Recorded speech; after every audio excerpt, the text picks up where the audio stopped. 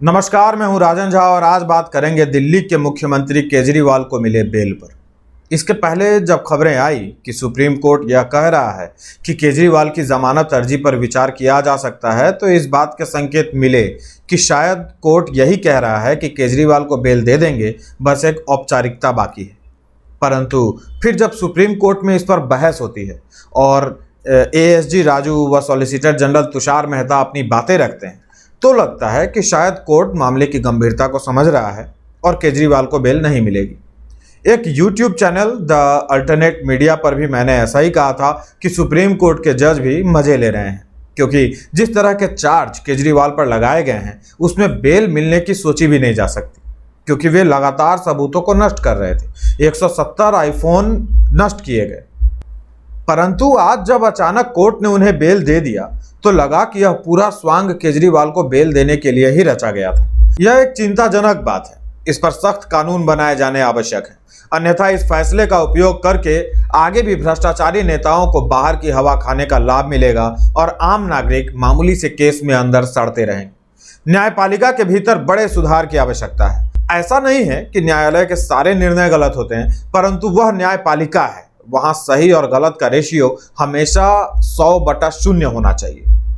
इस बार कोर्ट का रुख पहले से ही केजरीवाल की तरफ झुका हुआ था।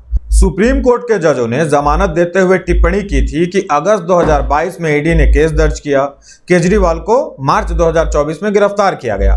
1.5 साल तक वे कहां थे, यानी ईडी वाले कहां थे? गिरफ्तारी बाद में या पहले भी हो सकती थी। 22 दिन इधर या उधर से कोई फर्क नहीं पड़ना चाहिए, अर्थात केजरीवाल को 22 दिन चुनाव प्रचार के लिए मिलने चाहिए। कोर्ट के कहने का अर्थ यह है। जज साहब का कहना है कि अगस्त 2022 में जब ईडी ने केस दर्ज किया तो सबसे पहले केजरीवाल को ही पकड़ लेना चाहिए था और उसी को जेल में डाल देना चाहिए था। सुप्रीम कोर्ट के जज द्वारा ऐसी टिप्पणी की मुझको उम्मीद नहीं थी। ऐसा है जज साहब, यह कोई वैसा मामला नहीं था जिसमें चाकू घोंपकर आरोपी थाने पहुंच जाता है और सरेंडर कर देता है। शराब घोटाले में दिल्ली से लेकर तेलंगाना तक के व्यवसायी और राजनेता शामिल थे। इनके बारे में जांच एजेंसी को रातों रात पता नहीं चला। एक प्रदेश के चुने हुए मुख्यमंत्री की गिरफ्तारी से पहले उनके खिलाफ सबूत जुटाने से लेकर सबूतों की प्रामाणिकता और सत्यता की भी बार बार पुष्टि की गई होगी। भ्रष्टाचार के धागे हमेशा सुलझे हुए नहीं होते। इस केस में तो ऐसा बिल्कुल नहीं था। एजेंसियां एक एक कड़ी को जोड़ती हुई केजरीवाल तक पहुंची थी। आप स्वयं कह रहे हैं कि केजरीवाल के विरुद्ध पर्याप्त सबूत हैं, फिर भी बेल देंगे क्योंकि 20-22 दिन से कुछ भी नहीं होगा।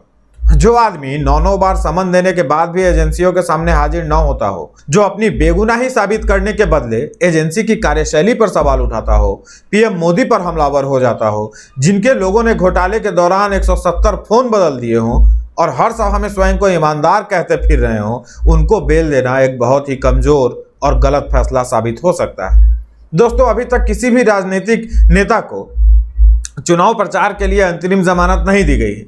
ये तो चुनाव लड़ने वाला उम्मीदवार भी नहीं है। यहां तक कि चुनाव लड़ने वाले उम्मीदवार को भी चुनाव प्रचार के लिए अंतरिम जमानत नहीं दी जाती है अगर वो हिरासत में है। सुप्रीम कोर्ट के इस फैसले का हवाला देकर बड़े बड़े भ्रष्टाचारी जमानत मांगेंगे। अब यदि चुनाव प्रचार के उद्देश्य से अंतरिम जमानत दी जानी है तो फिर तो कोई भी राजनेता गिरफ्तार ही नहीं होगा और ना ही न्यायिक हिरासत में रखा जा सकेगा, क्योंकि चुनाव पूरे वर्ष होते रहते हैं कहीं ना कहीं, और लोकतंत्र में तो सभी चुनाव महत्वपूर्ण होते हैं।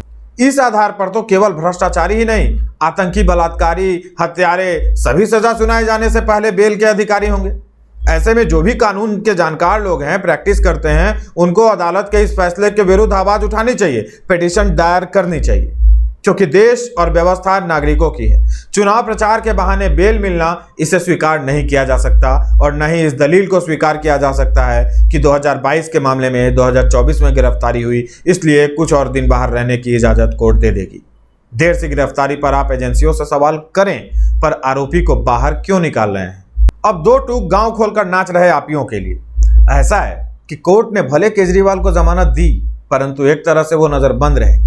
उनको जमानत इसलिए नहीं दी गई है कि उनके खिलाफ कोई सबूत नहीं मिला, बल्कि सीएम और आम आदमी पार्टी के एकमात्र चेहरे के रूप में उनकी भूमिका को देखते हुए चुनाव प्रचार के लिए विशेष स्थिति में उन्हें अंतरिम जमानत दी गई है। हम इसका समर्थन नहीं करते, वो अलग बात है। कारणों पर पूर्व में ही चर्चा कर चुका हूं कि क्यों इसका समर्थन नहीं किया जा सकता। जमानत की शर्तों के अनुसार उन्हें सीएम ऑफिस और सचिवालय में जाने पर प्रतिबंध रहेगा। वे किसी भी आधिकारिक फाइल पर हस्ताक्षर नहीं कर सकेंगे। शराब नीति घोटाला मामले पर टिप्पणी करने की भी अनुमति उन्हें नहीं दी गई है और इस मामले से जुड़े गवाहों से बातचीत भी वो नहीं कर सकेंगे और इन सभी शर्तों पर ही उन्हें जमानत दी गई। केजरीवाल 2 जून को जेल लौट जाएंगे और मोदी का शपथ ग्रहण भी वो जेल से ही सुनेंगे अथवा देखेंगे। और मैं तो स्वागत करता हूं और मैं ये कहता हूं कि सुप्रीम कोर्ट ने उनको 1 तारीख तक के लिए बाहर निकाला है, 4 तारीख तक के लिए बाहर निकालना चाहिए था, क्योंकि तब वो अपनी पूरी हार देख के फिर वापस तिहाड़ जेल में जाते। अब वो 2 तारीख को जाएंगे, अगर 5 को जाते तो वो अपनी जेल देख के और हार देख के, दोनों देख के जाते और जनादेश भी देख के जाते। जो लोग केजरीवाल की गिरफ्तारी और जमानत न मिलने को लेकर लोकतंत्र की हत्या बतला रहे थे, आज नंगा नाच मचाए हुए हैं। उनके लिए लोकतंत्र जीवित हो उठा है, जो 2 जून को पुनः मृत्यु को प्राप्त हो जाएगा। उछलने से अच्छा है कि उसी कोर्ट में जाकर पूछिए कि माय लॉर्ड, यही करना था तो पहले चरण के पहले कर देते। 3 चरण बीतने के बाद आपकी आत्मा क्यों जागी? पहले किए रहते तो शायद 1 सीट पर जमानत बच भी जाती। तो हो सकता है कि माय लॉर्ड को क्लिक करे और वो डकवर्थ लुइस मेथड लगाकर आपके हिस्से 3 चरण के 30 सीट कर दे। भाजपाइयों द्वारा हो हल्ला मचाने के बाद 3 सीट पर बात फाइनल हो। सोचो इस बारे में।